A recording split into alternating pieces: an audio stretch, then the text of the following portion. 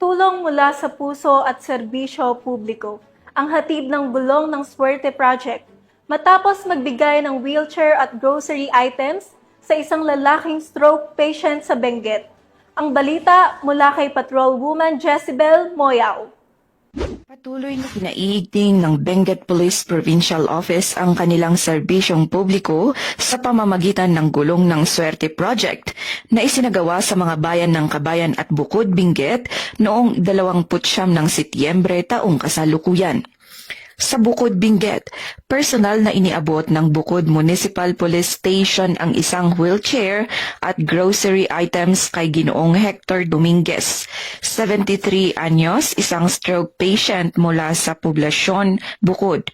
Si Ginoong Dominguez ay kabilang sa mga maswerteng benepisyaryo ng proyekto sa ilalim ng pamumuno ni Police Colonel Lambert Suerte, Provincial Director ng Benguet PPO, katuwang ang Provincial Advisory Group for Police Transformation and Development na pinamumunuan ni Governor Melchor Diclas.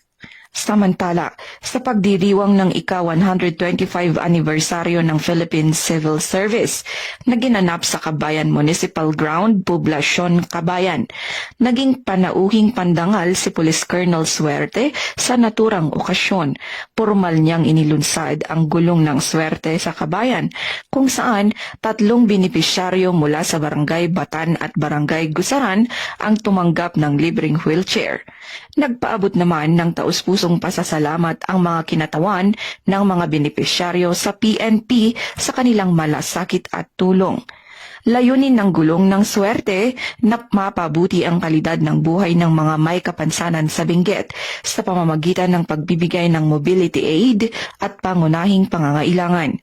Sa bawat pag-abot ng tulong, hatid nito ang pag-asa, malasakit at pagkalinga mula sa kapulisan. Ang tagumpay ng programang ito ay bunga ng walang sawang suporta ng mga donor, stakeholders at ng pag-PTD. Sa ilalim ng masigasig na pamumuno ni Police Colonel Suerte, patuloy na lumalawak ang saklaw ng mga community service programs ng Benguet PPO. Mula dito sa rehiyon ng Cordillera, ako ang inyong PNN correspondent, Patrol Woman Jezebel Moyao. Alagad ng batas, tagataguyod ng balitang pulis.